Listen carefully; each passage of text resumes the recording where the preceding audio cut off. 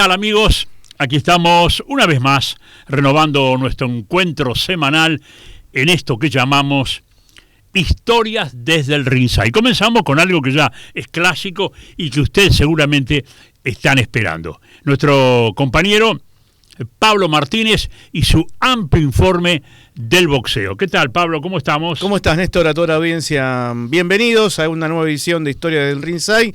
Vamos a hablar de lo que tendremos en la agenda, porque en realidad no hay demasiado para destacar del fin de semana, más allá que tenemos peleas en la FAB, en la Federación Argentina de Boxeo, pero lo que vendrá es lo que más nos cautiva, lo que más nos genera atención, lo que nos persuade de alguna forma u otra, porque tendremos este fin de semana en el Hotel Faena en Buenos Aires, va a haber una especie de presentación como anticipo, como previa de lo que será la pelea del Puma Fernando Martínez ante Jesse Bam Rodríguez, una pelea que estamos esperando, Néstor, que va a ser el 22 de noviembre, pero que este sábado a las 5:30 en el Hotel Faena, uno de los salones más paquetes del hotel, sí, totalmente, tendremos la presentación entonces de estos dos campeones, Fernando Puma Martínez ante Jesse Bam Rodríguez, el norteamericano. Qué pelea que tenemos para noviembre. Un peleón, la verdad que de pronóstico reservado, aunque nosotros le tenemos, por supuesto,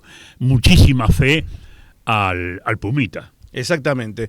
En cuanto a lo que va a ocurrir este fin de semana en la FAB, en la Federación Argentina de Boxeo, tendremos 4 peleas interesantes. Una es la de Nery Romero ante Alexis Camejo. Camejo viene ahí, de a poquito intentando. Pibe de San Lorenzo, acá. Exactamente, ubicarse. Van a pelear por el título Federatín Superpluma AMB vacante. Esto va a ser en la FAB, la Federación Argentina de Boxeo, en calle Castrobarros, ¿no? También van a pelear Walter Córdoba ante Joel Peralta, otro que también está ahí, Joel Peralta, ya desde hace un tiempo, por el título argentino Super Welter vacante. Córdoba buscará ganar su primer cinturón. Walter Córdoba, sí. Joel Peralta también está. Ya fue campeón, ¿no? Ya fue campeón, sí. Alan Cantero va a enfrentar a Brian Argüello, título argentino Super Gallo. Cantero va a realizar la segunda defensa de la faja obtenida en noviembre ante Sicilia. Y en cuanto a las mujeres, Lorena Balbuena ante Leila Robredo, título Federatín Superligero AMB, que también está vacante. Además van a pelear, Tou Banyang ante Gonzalo Chaparro por 6 rounds, y Santiago Leiva ante Jorge Humberto Aguirre en categoría mediano, 4 rounds. Todo esto será el sábado por la noche allí en la FAB, en la Federación Argentina de Boxeo. Interesante velada, con algunas peleas que hay títulos en juego, ¿no? Hay títulos, siempre es un plus, es algo que impulsa la presencia de espectadores. Y bueno, la FAB está teniendo realmente cada fin de semana que organiza boxeo una buena presencia de público. No es un estadio muy grande, sabemos, es un estadio limitado, pero siempre tiene un buen marco de público. Bueno, y lo que viene en septiembre, ¿no? Vamos a ver si este septiembre nos enamora boxísticamente con las peleas que tendremos por delante, y hay alguien que está muy cercano a nuestro boxeo, a la región, a la ciudad, como es la princesita Evelyn Bermúdez, la campeona, por otra parte, que va a buscar la unificación histórica por 3 claro, ante la canadiense Sarah Bailey. Esto va a ser el próximo 20 de septiembre en el Hotel Casino Ottawa, en Canadá. En Canadá, sí. Va a ir de visitante la princesita. Y bueno, y todas los focos puestos ahí, ¿no? ¿Tendrá el mismo camino, tendrá la misma trayectoria que tuvo Daniela, la bonita? ¿Cómo lo ves? Sí, lo veo bien. Hoy, si ustedes me piden mi opinión, y yo se las doy ya inmediatamente, hoy, mirando todo el universo del boxeo femenino argentino, Evelyn Bermúdez es la número 1. Es la mejor de todas y una de las mejores campeonas que tiene el mundo en general. Pero va a enfrentar a otra campeona. Ahí van a unificar los títulos. Exactamente, triple unificación. Los títulos mundiales son de la FIB, de la OMB y la AMB. Nada más ni nada menos. Es decir, todo todo, el que gana se lleva todo. Esto, repito, será el 20 de septiembre. Recordemos que la princesita va a exponer sus coronas de la FIB y la OMB. Exactamente. Y bueno, por supuesto, estará allí entonces enfrente la canadiense. Vamos a ver qué pasa, ojalá que sea con victoria para toda la familia Bermúdez, que es decir, es un conglomerado la familia Bermúdez. Están todos juntos.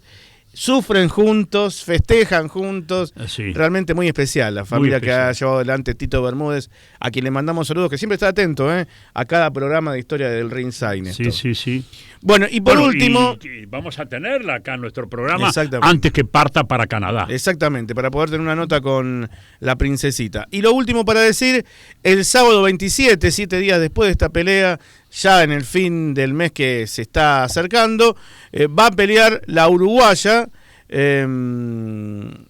Allí tendremos la Mayra Moneo. Mayra la Panterita Moneo. Sí. 16 peleas, con ninguna derrota y 3 por la vía del knockout. Buscará conquistar el título mundial ligero de la Federación Internacional de Boxeo ante la bestia, que ya la conocemos en Argentina, por aquella pelea con la Dinamita Ferreira, que parece difícil, ¿no? Beatriz la Bestia Ferreira, esto va a ser el sábado 27 de septiembre, una pelea que realmente tendrá muchísimo, para estar atentos. En San Pablo, Brasil, va a ser la próxima pelea, entonces veremos cómo le va a la uruguaya, a Moneo. Veremos, se están haciendo gestiones, creo que también de la pelea de Evelyn hay que ver el tema de los horarios, para que podamos verla a través de los tradicionales encuentros en Teis Sport, en boxeo de primera, para que podamos ver los dos combates. No lo puedo confirmar en este momento, pero sí sé que están haciendo gestiones. Sería buenísimo, ¿no? Porque así, de esa manera, esa trascendencia y esas transmisiones especiales de la tarde, es como que le dan otro matiz también al boxeo, ¿no? Porque le dan una importancia, generalmente es a la noche, pero por ejemplo, el triunfo de Mirko Cuello tomó mayor relevancia porque fue a la tarde, cuando la gente lo pudo ver. Más cantidad de público, más gente seguramente atenta, que a lo mejor no era el público habitual del boxeo. Porque el público del boxeo sabe que es a la noche. El sábado a la noche. Pero es un plus, se agrega mucha gente. El público del boxeo se pone frente al televisor, sábado a la noche, pizza, cerveza, algo así, ¿no, Néstor? Sí. Eso es así. Es lo mismo que si va al estadio, no se queda en su casa, la pizza y la cerveza no va a faltar al salir. O antes o después. No, entonces si no fue. ¿A dónde fue? Recuerdo cuando íbamos a Sportivo América, que después íbamos a un bar y cerquita. Bueno. Es lo mismo que usted vaya a ver un partido de fútbol, se come un choripán, discúlpeme. Exacto. No sé, o va a la cancha de Central Córdoba y no se comía la pizza popular. Qué bueno, es así. Bueno, muy bien, hasta aquí entonces el bloque informativo. Ya se viene la historia en esta jornada. Muy bien, amigos. Hoy nuestra historia, nuestra mirada desde el ringside nos trae al presente cómo es la intención de nuestro programa, de este espacio, de traerles no solamente a aquellos boxeadores consagrados, que han ganado campeonato del mundo, que han ocupado las grandes carteleras y los espacios de todos los medios publicitarios, sino también aquellos que dejaron huella y de pronto no son tan conocidos. Indudablemente es el caso de quien hoy llega. Muchacho santafesino, ¿sí? Nacido en la ciudad de María Teresa, 1935. A los pocos años, muy chiquito, toda su familia, por razones laborales, deciden irse a Buenos Aires en busca de trabajo, de mejoras económicas, y allí al poco tiempo, lamentablemente, su padre, el sostén de la familia, fallece. Bueno, este muchacho, llamado Pablo Alexis Mitev, aunque el Pablo quedó en el olvido. Todo el mundo lo conoce en el mundo, en el universo del boxeo, simplemente como Alexis Mitev. Bueno, había que llevar el pesito para la diaria a su casa, y entonces, como él vivía cerca de la Plaza 11 o Plaza Miserere, como usted quiera llamarlo, recorría esa plaza desde muy chico vendiendo todo tipo de objetos, lapiceras, peines, peinetas, lustraba botas también, llevaba sus cepillos, en fin, iba por la estación del tren. como tantos chicos de aquella época y de hoy.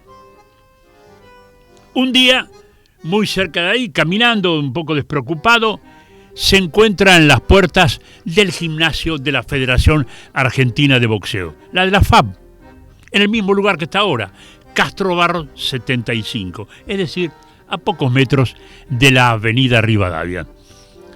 Entró a ver cómo era eso del boxeo y cuando entró quedó fascinado y atrapado por el mundo del pugilismo. Allí conoce a quien después fuera el entrenador de su vida, a don Víctor Arnoten, que después también, recordemos, acá ya lo hemos dicho, entrenó boxeadores de muchísimo nivel. Comenzó peleando en 65 kilos, así sería hoy un welter, ¿no? Pero con el tiempo pasó rápidamente mediano y finalmente su carrera destacada, la que destacamos hoy, la hizo en peso pesado. Miren ustedes, qué evolución tuvo. Y bueno, él siempre de chico decía a todos que como ídolos en el boxeo, porque le gustaba mucho, los tenía a Luis Ángel Firpo, a Victorio Campolo, quien había sido destacado, y mejor dicho, campeón olímpico en los Juegos Olímpicos, a César Bion, bueno, todos a él los deslumbraban, pero además de intensa carrera en los Estados Unidos de Norteamérica. Hizo una excelente campaña amateur, con 20 años de edad, recién cumplidos, se va a los Panamericanos en México, 1955. Un torneo que él gana la medalla de oro, donde también surgen, destacándose, boxeadores que después fueron hombres importantes en el Luna Park. Carlos Cañete, Miguel Ángel Péndola y el recordado Juan Carlos Rivero, el Puma Rivero. Después siguió su campaña como amateur y completó, según estadísticas, 140 peleas. Ganó 126, tiene 11 empates y tiene 2 derrotas, así dicen las estadísticas. Siempre digo que las estadísticas de amateur, sobre todo de aquellas épocas, a veces son un poquito difícil de corroborar exactamente, pero son los datos que figuran en la federación. Esas cartas de presentación le sirvieron para ingresar en el profesionalismo. Un hombre de 1,82 m de altura, lo que se llamó un peso pesado chico. ¿Por qué? Nunca pesó más de 92 kilos, pero también seamos justos, los campeones pesados de aquella época no son como los de ahora. Torres, de 115, 120 kilos. Ahora, los campeones, incluido el Cassius Clay, eran boxeadores, o el mismo Bonavena, 96, 97, 95 kilos. Aunque algunos de ellos eran muy altos. Cuando debuta como profesional, suma 12 victorias al hilo, hasta que pierde el invicto. Siempre en Estados Unidos. Ella se había radicado en Estados Unidos. Ya les cuento cómo llega a Estados Unidos. Bueno, pierde el invicto con el norteamericano Mike DeJong. Perdió por nocaut en el primer round. Un golpe de sorpresa, frío. Un golpe de suerte. Lo que en ese momento, y se sigue llamando en Estados Unidos, cuando ocurre eso, un lucky punch. Un golpe de suerte. Año 1957. Recordemos que exactamente el 17 de abril de 1956, con sus jóvenes 21 años de edad, se fue de Argentina a Estados Unidos. Y allí aparece en Estados Unidos un promotor, un manager llamado Jimmy Wallman, que lo acompañó en todas sus aventuras en Estados Unidos. Wallman le decían el rey del arminio. ¿Por qué? Porque era un peletero famoso en Nueva York. Un peletero que había hecho mucho dinero, que tenía negocios muy importantes de pieles y que también ya en Estados Unidos, por eso aceptó ser conducido por él en MITEF, Alexis Mitev, porque había hecho la campaña exitosa de otro argentino, muy conocido por cierto, César Brión. Lo presentó este manager que era muy hábil para los negocios, muy pícaro, conocía bien el ambiente neoyorquino, como la nueva sensación de los pesos pesados. En ese momento, cuando llega a Estados Unidos Alexis Mitev, el campeón mundial era Floyd Patterson. Claro, un plus para Mitev era su color de piel, blanco. Claro, eran todos boxeadores negros. Y para la televisión, para el negocio, para un montón de factores, era interesante presentar un blanco contra un negro. Tenía algo de morbosidad, lo tenía. Posiblemente lo siga teniendo, pero en aquel momento más que nunca. Y recordaba también los aficionados, y este hombre lo utilizaba como promoción, que el último campeón mundial pesado de la categoría, pesado, bien digo, de tez blanca, de piel blanca, había sido Rocky Marciano. Lo presentaba como el heredero. Luego de perder el invicto, como les comenté, en esa pelea que duró un round, en 1958, en una, dicen los aficionados de la época y los periodistas de la época, que fue la mejor pelea de su carrera. Le gana a un boxeador muy importante que venía en ascenso, Nino Valdés, y empata en un fallo localista, muy discutido, pero bueno, fue un empate en Toronto, en Canadá, con el canadiense George Chuvalo. Era una figura del momento. Cada presentación de Alexis Mitev en Estados Unidos y Norteamérica iba produciendo mayor interés entre la gente, entre el público, entre el periodismo, entre los promotores que buscaban negocios. Pero tenía una debilidad, tenía un problema físico que le trajo problemas. Se cortaba fácilmente. Quizás hoy con las técnicas que hay de suturación y demás, eso se habría solucionado, pero se cortaba fácilmente, sobre todo en una zona muy sensible, las cejas, los arcos superciliares. Le trajo inconvenientes. Pierde con dos grandes, porque además le ponían los mejores del momento. No, nunca tuvo una peleita tranquila, buena, como para ir armándose. No. Los mejores se lo ponían y él aceptaba. Pierde con dos grandes, con Zora Folley en 1959 y con Billy Hunter en 1960. En ese momento la Federación Sudamericana existía, ahora ya no existe, lo declaró campeón sudamericano de la categoría pesado de oficio. No había ningún boxeador en ese momento para que hiciera una pelea, obviamente que pudiera acceder al título sudamericano. Entonces, para que no quedara vacante, lo nombran por oficio campeón sudamericano de la categoría. Ese año, 1960, obvio, el Luna Park decide contratarlo. Lo llama para que sea fondista en el Luna Park, viendo, claro, con los nenes que había peleado, la categoría pesado, que llevaba mucha gente, lo contratan y arman una pelea con el que en ese momento era campeón argentino de los pesos pesados. José Giorgetti, Kid Tutara, el gigante de Quequén. Así le decían porque era un hombre que trabajaba en el puerto de Quequén, era un gigante, medía más de 2 metros, haciendo actividades pesadas en el puerto. El hombre que un día inclusive le ganó a Bonavena en un fallo cómico, bueno, por descalificación. Algunos decían que lo había inventado, en fin. Y también le decían el boxeador millonario, así le decían algunos periodistas. ¿Por qué?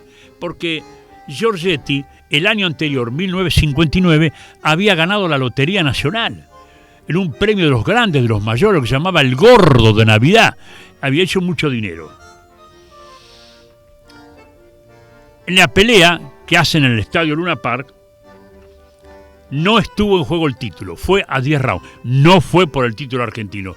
Es decir, no arriesgó el título, en consecuencia no lo perdió porque Alexis Mitev lo noqueó en 2 rounds. Muchísimo público, récord de recaudación para la época, 1.547.260 pesos, una fortuna esa noche en el Luna Park. Tuvo razón la empresa Luna Park cuando dijo, traigamos un peso pesado y de esta categoría que viene ganando todas en Estados Unidos, porque es una categoría que convoca gente. No se equivocaron. Esa noche, miren lo que decía los pesos. Giorgetti, un gigante, pesó 98 kilos 300 y Alexis Mitev 93 500. Es decir, le dio más de 5 kilos de ventaja. Sin embargo, cuando vuelve a Estados Unidos, vuelve en Estados Unidos ya haciendo su campaña, tenía su familia, su casa en Estados Unidos, no se encontró con los resultados que esperaba. En su carrera ya no tuvo el rumbo que había mantenido años anteriores. Pierde con Eddie Machen en Nueva York, en el Madison Square Garden, y pierde con Henry Cooper. Para colmo, y siempre por una cuestión económica, al poco tiempo aceptó pelear con Cassius Clay. En ese momento Cassius Clay, después sería Muhammad Ali. Un Cassius Clay muy joven, sí, pero venía en ascenso, venía noqueando, y no fue la excepción. Cayó por nocaut en el 6º capítulo. Volvió a la Argentina, viendo cómo estaban las cosas. Su madre todavía vivía en Argentina. En algún momento pensó en retornar, pensó incluso en volver a radicarse en María Teresa, hubo una idea de poner un gran gimnasio con intervención de gente de Estados Unidos que iba a colocar todos los equipos, pero finalmente no se concretó. Vuelve a la Argentina y hace su última pelea en la República Argentina. ¿Dónde hizo la última pelea? Por eso les digo, ¿no? Rosario tiene una historia. En Rosario. ¿En dónde? En el Estadio Norte. Le gana a Alejandro Gallardo por nocaut en 3 rounds. 3 de agosto de 1966. ¿Y qué pasó esa noche? Que va a ser motivo de una historia aquí, desde el ringside. Esa misma noche, después de que pelea él, pelea el Puma Juan Carlos Rivero con Rubin Hurricane Carter. Hurricane Carter, ustedes van a recordar porque es muy famoso. Viene a la Argentina haciendo una pelea para él preparatoria porque ya tenía arreglada su pelea por el campeonato del mundo en Estados Unidos. Venía volteando boxeadores que daba miedo. En el Estadio Norte lleno. Le gana el Puma Rivero por punto, le gana muy bien. 2, 3 y 4 puntos en las tarjetas de los jurados. Pero, ¿por qué fue muy importante el Hurricane Carter, además de lo deportivo? Hurricane Carter hizo una práctica en el club policial acá en la calle Entre Ríos. Vino con Teddy Brenner como manager. Teddy Brenner, el mismo que había unos organizadores de la pelea de Firpo con Dempsey. Era el manager número 1 del Madison Square Garden.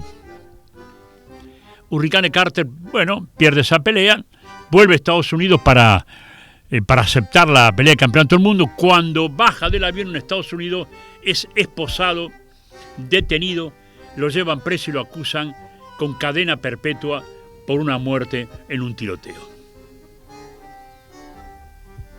19 años preso, sale en libertad por un gran trabajo hecho por un equipo de periodistas que descubren que el fiscal había sido sobornado, no había tenido absolutamente nada que ver, ni él ni su amigo, que estaba también preso, y queda en libertad después de 19 años. ¿Esto qué originó?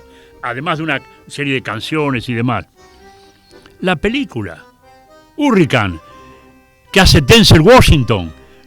Tiene que acordarse ustedes. Un peliculón bárbaro, extraordinario. Y sentó un precedente muy importante para la justicia de Estados Unidos de Norteamérica. Las condenas fraguadas, con datos fraguados y sobre todo cayendo siempre en inocentes de raza negra. Bueno, dejado eso, digamos, de lado, comienza una declinación en Alexis Mitev. Efecto físicamente incluso de las grandes batallas que tuvo, como les dije, peleó con todos los mejores del momento, no le esquivó a ninguno. Y en 1967 perdió por nocaut en el tercer round con un ascendente boxeador que fue figura mundial, Jerry Quarry. Allí decidió retirarse, poner el punto final. Su carrera no muy extensa, pero sí intensa. 25 peleas ganadas como profesional. Perdió 15. Las 15 que perdió, uno más importante que el otro, los boxeadores. Y de las 25 que ganó, 15 las resolvió antes del límite, por nocaut o por abandono. Y un empate. El empate, como les dije, en Canadá con George Chuvalo. Se radicó definitivamente en Nueva York,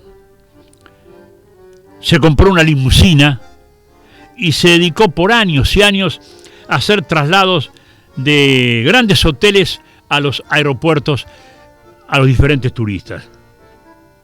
En el año 1962 tuvo un papel muy importante en una película. Tienen que recordar ustedes esa película. Se llama, búsquenla, un peliculón, Requiem para un luchador, que la dirigió Ralph Nelson y le interpretó Anthony Quinn, que hace el papel de un boxeador explotado. Nunca volvió a la República Argentina. Hoy, con sus jóvenes 90 años de edad, vive en Manhattan, cerca del Central Park, en la calle 112 y Park Avenue. Tiene 3 hijos, tiene nietos.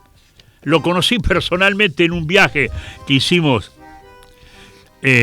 para cubrir una pelea, y entonces alguien me dijo que en la puerta del hotel él estaba con su limusín para si alguno quería que lo llevara. Por supuesto, tuvimos una charla con él, no era de hablar mucho, un poco hosco, pero no dejaba de ser muy interesante. Cuando se retiró hizo algunas declaraciones fuertes, como cuando declaró: me voy, pero el boxeo es un negocio de vividores millonarios y boxeadores en la pobreza. Me pusieron siempre rivales difíciles. Me tuvieron muy poco cuidado. Pensaban en el negocio antes que en mí. Y era verdad. Sobre todo en aquella época. No cambió mucho, pero algo cambió. Así reflexionaba cada vez que hablaban con él Alexis Mitev. Un peso pesado, buena presencia, buena línea, buen boxeador, un estilista, un gancho de izquierda demoledor, un jab muy bien utilizado en cada oportunidad y aguantador a la hora de ir a los cruces de golpes. En su momento, Mike Rose, uno de los más grandes periodistas de boxeo neoyorquinos, en la prestigiosa revista The Ring, lo que salían de Ring era palabra santa. A veces las clasificaciones de The Ring eran más importantes que las clasificaciones de la AMB. Entonces dijo: Mitev, un argentino que debe ser tenido muy en cuenta en peleas de alto nivel, cuando estaba en plenitud de su carrera. Juan Carlos Pradeiro, el querido gallego Pradeiro, que siempre recuerdo con tanto afecto, que dirigió entre otros a Víctor Emilio Galíndez, por ejemplo, me dijo a mí personalmente: en la historia de los pesos pesados que triunfaron en Estados Unidos, esta es mi lista. Primero, Oscar Ringo Bonavena. Segundo, César Brión, que se lo nombré recién. Tercero, Alexis Mitev. No es poca cosa. Así, hoy, mis queridos amigos, en esta nueva historia desde el Ringside, hemos recordado a este boxeador argentino que un día decidió viajar a Estados Unidos lleno de ilusiones. Permanece hoy en Nueva York. Las ilusiones son otras, pero sigue rodeado de su familia, de los amigos y de los grandes recuerdos. Gracias, mis queridos amigos, y como siempre les digo, el gusto de reencontrarnos dentro de 7 días.